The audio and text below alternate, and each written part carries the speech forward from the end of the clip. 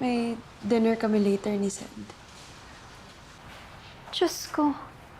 Come on, Isabel. Okay ka lang ba?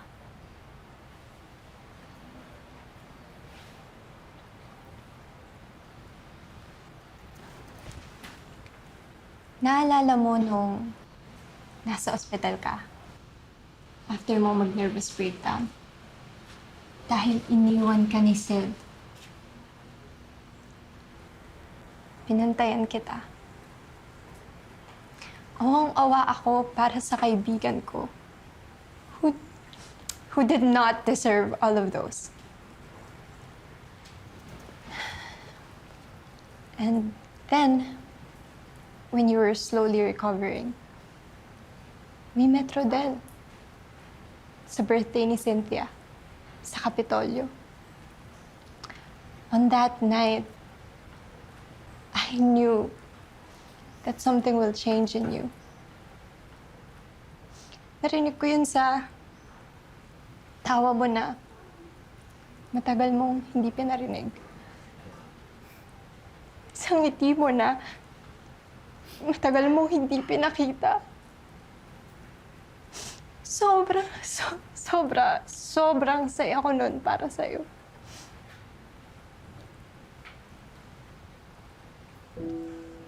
And tomorrow,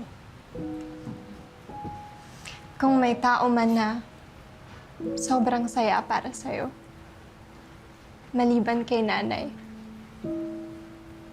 baka ako yun. Kasi finally, you'll have someone who can share the rest of his life with you. Si Rodel yun.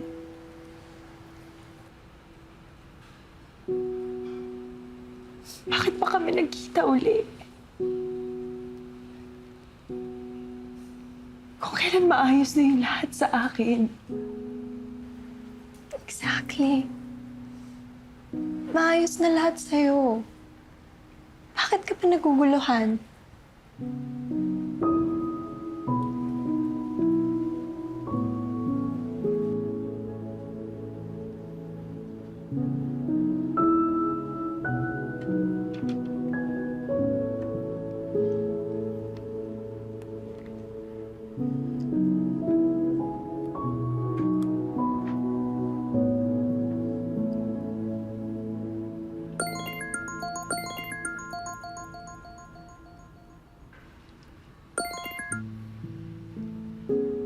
Han? Han, sorry hindi ko nasagot yung tawag mo kanina. Is everything alright? Yeah. Don't worry, okay lang ako. Gusto lang kita kamustahin. Ready ka na ba for tomorrow? Ikaw, I love you. Mas maganda yung sagot para sa tanong mo. Sir, bukas, meron po tayong guest na galing Cagayan. Mag-check-in po sila by 12. Alright. Then, sa gabi, sir, may guest din galing Bulacan. Good. 5 po sila. Tapos, ay, sir. Bel, Ay, hello po. Excuse me, sir. napaaga ka yata. Pero it's okay. Paredy ko na yung dinner natin. Ambo! Sed, may sasabihin sana ako sa'yo. Sure, sige. Ano yun? I'm getting married tomorrow. I'm sorry, Sed. Kanina ko pa dapat sasabihin sa'yo. And I came here to tell you that.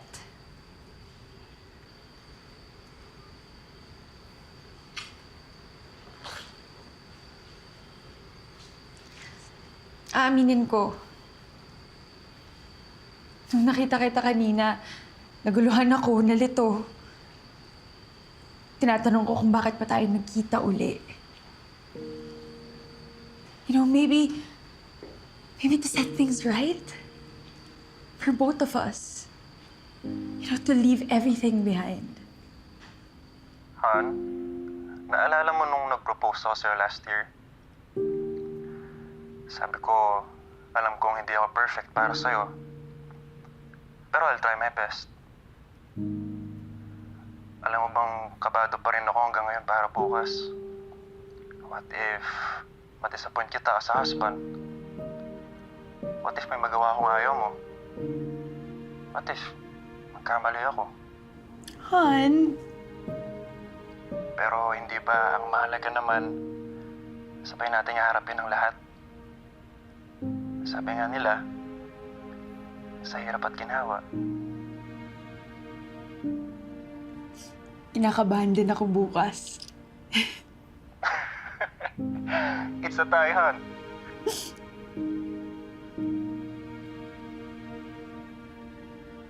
I love you. I'll see you tomorrow. Promise. Poging-pogi ako bukas. I love you.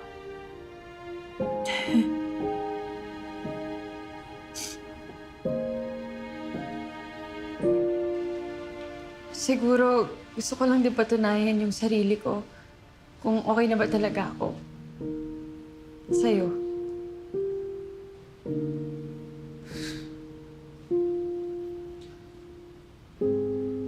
Yung swerte niya. Ang malas ko. Sen. Sen, look at me.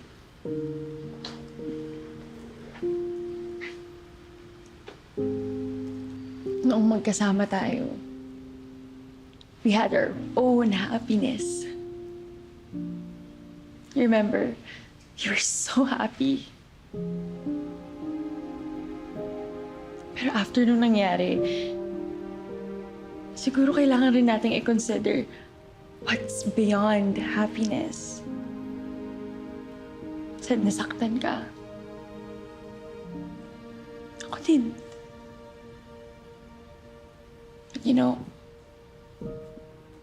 being apart taught us to become a new person. Siguro nangyari lahat ng yun para mas maging buo tayo nang wala ang isa't isa. You know, some things are meant to happen for a reason.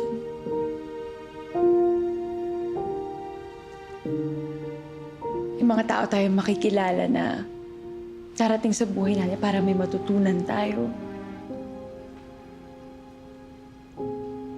At may mga taong darating sa buhay natin na masasabi nating para sa atin. Gumaganti ka yata eh.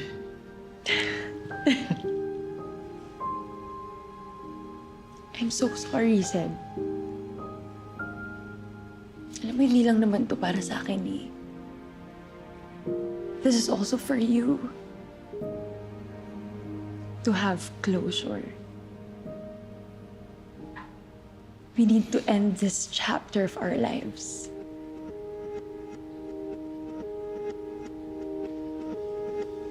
Tonight. I don't know why I'm holding on to you, holding on to you.